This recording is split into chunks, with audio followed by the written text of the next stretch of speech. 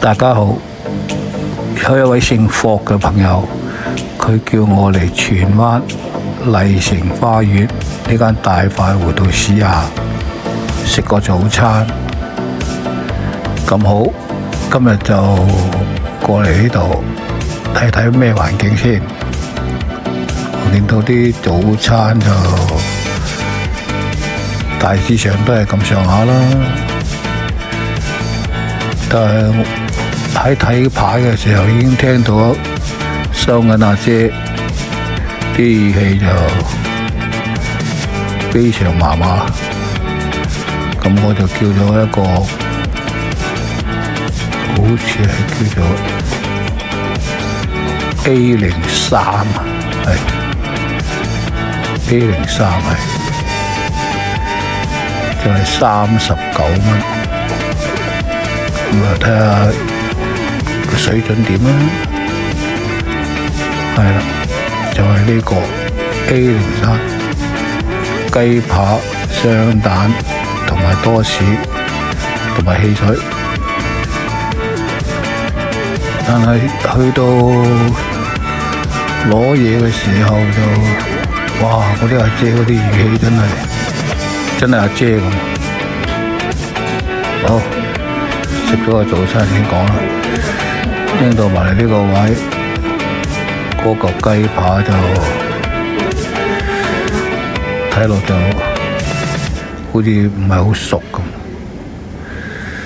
咁啊，你睇下吉落去睇下，真係麻麻地，咬落到完全冇味。點解成40蚊一個餐係咁樣？呢個雙蛋呢，硬刮刮，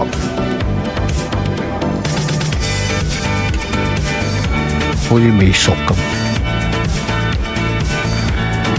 嗰種多士，哇！呢個牛油真係一打開得人驚，成劈水咁啊！好似冇擺入雪櫃咁。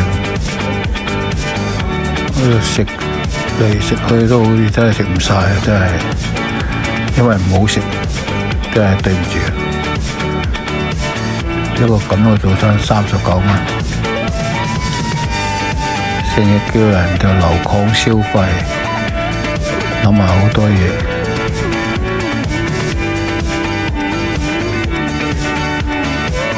算罷啦，結果就係食到唔夠一半就食完啦。不如行過隔離百佳行下仲好。呢位姓霍嘅朋友真係好介紹啦，原來係想我中伏，多謝你啊！不過大家唔信咪嚟試下咯。總之我覺得個分數就好低啦。咁啊行入百佳周圍望下啦，都係當散步咁睇下啦。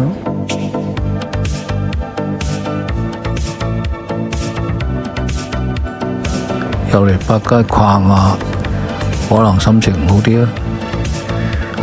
因為真係40蚊一個咁樣嘅早餐，真係好難人哋唔想去北上消費嘅。服務水準一定要更加要加強啦！我都希望香港好。呢一輯就差唔多啦，多謝各位收睇。如果鍾意嘅，俾個訂閱我啦，多謝。